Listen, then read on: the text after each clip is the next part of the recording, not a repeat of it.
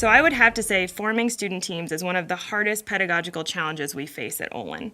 Every instructor has had good experiences with some models and not so good experiences with others, and those models are usually different per instructor. So we really think about a couple of key things with team selection, one of which is when does the course take place? Is it a first, second, or third year course, or is it for our fourth year students?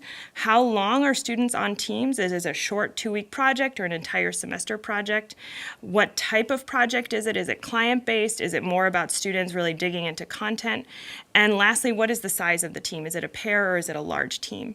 And so you'll see that different faculty will take different perspectives on what to do next. So it could be that they help form the selection by asking lots of questions of our students, getting an idea of their interests, trying to understand, do they want to learn something in particular on this project? Are there students they don't want to necessarily work with, or are there students they really want to work with?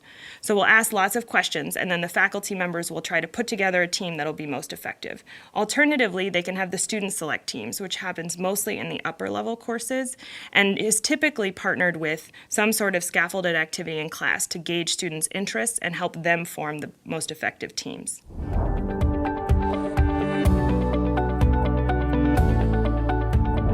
So at Olin, faculty approach grading team projects from different perspectives. Here's how I typically do it. I try to focus on 3 main things. The first of which is that I don't make an assumption that students know how to work on teams coming into my class.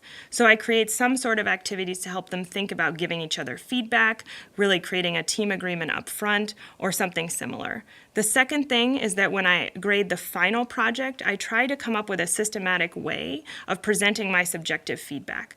So I break it down in a form of a rubric and try to be able to focus in on targeted areas that the students know about ahead of time that I'll be giving them feedback on.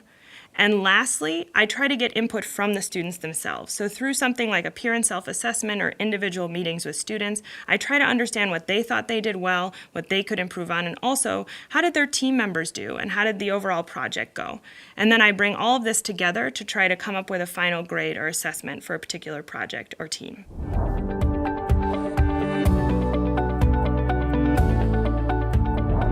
So at Olin College, there are a lot of different flavors of team teaching, from co-teaching with one other instructor to many other instructors. So let me give you an example of what this might look like. In the context of our first year, first semester courses, we have a course called Modeling and Simulation.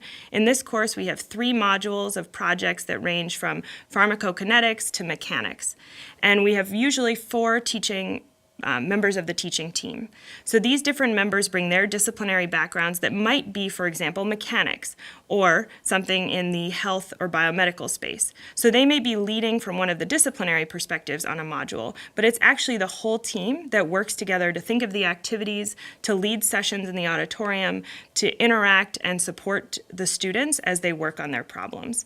And this is one of the big values of team teaching, is at the end of the day, it's allowing us to bring together people's different perspectives, backgrounds to create an experience that's really rich for our students.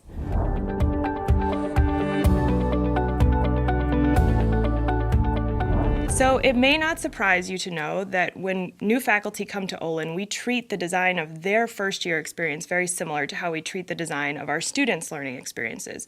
So with the faculty, we want to think about how do we scaffold their first few months at Olin such that they can build self-efficacy and confidence in their teaching and ultimately design learning experiences for students.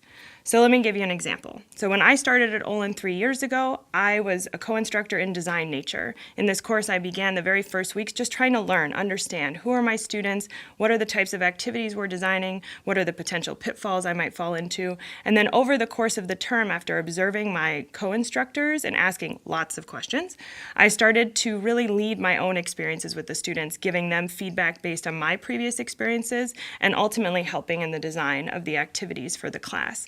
So at the end of the semester, I had a lot more confidence in what I would be doing moving forward and the experiences I design.